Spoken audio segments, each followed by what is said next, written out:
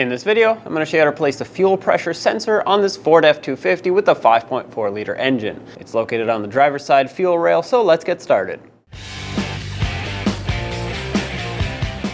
Opening the hood, this is what you see right here, the air intake, and then the driver's side fuel rail right here with the fuel pressure sensor mounted right on the top of it. On the driver's side of the engine compartment, right behind the coolant overflow tank next to the brake master cylinder, you'll see the fuse box or the junction box that controls most of the electronics that have to do with the engine and transmission. On the front side of it, you'll see this tab that can be a little tricky to get to, but if you pry on it, it should lift up the cover for you.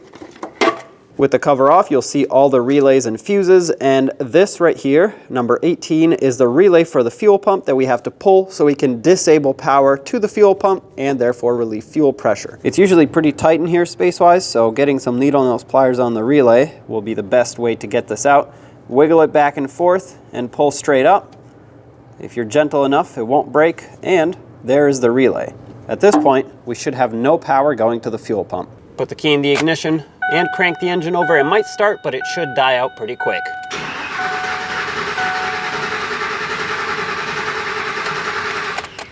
For us, it didn't even start, which is great. Fuel pressure has been relieved. Make sure you take the key out so that the battery doesn't die, and let's continue with our job. Let's unplug it, press on that connector, or the tab of the connector, and pull this away.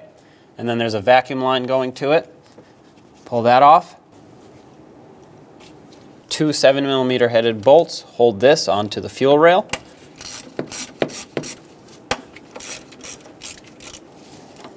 Take the bolts out, and there it is.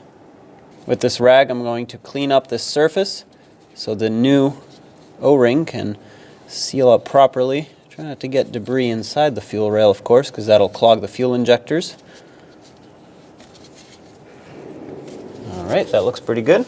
I'm going to take a clean glove, dip it right inside the fuel, and then put a little bit of fuel on this O-ring. That'll help it slide down into position a lot better. Press this down into place. Make sure you seat it all the way by hand before you put in the two bolts. You don't want to pull it in with the bolts because if you do, it can actually break these ears off if it's not seated fully to begin with. Now thread the bolts on by hand to make sure they're not cross-threading. They're very small with very fine threads, so they're very delicate. Tighten them up and bottom them out. That's bottomed out. Shouldn't take much to get these bottomed out.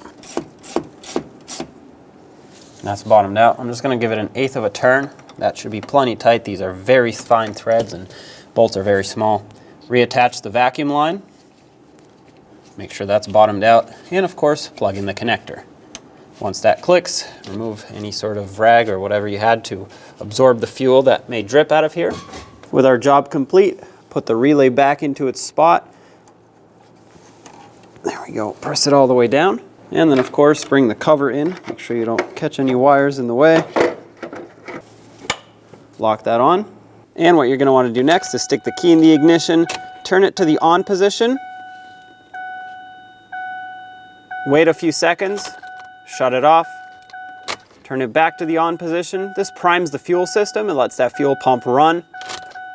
Shut it back off and back on. And at this point, if you turn the key to start it, it should start. It might stumble a little bit as it tries to build up that fuel pressure, but it should start.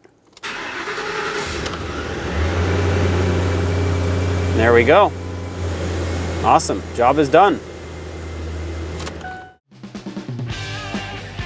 When only the best will do, demand TRQ. The only company that lets you view before you do. TRQ is committed to offering the highest quality aftermarket auto parts that are engineered for peace of mind. Thanks for using and viewing with TRQ.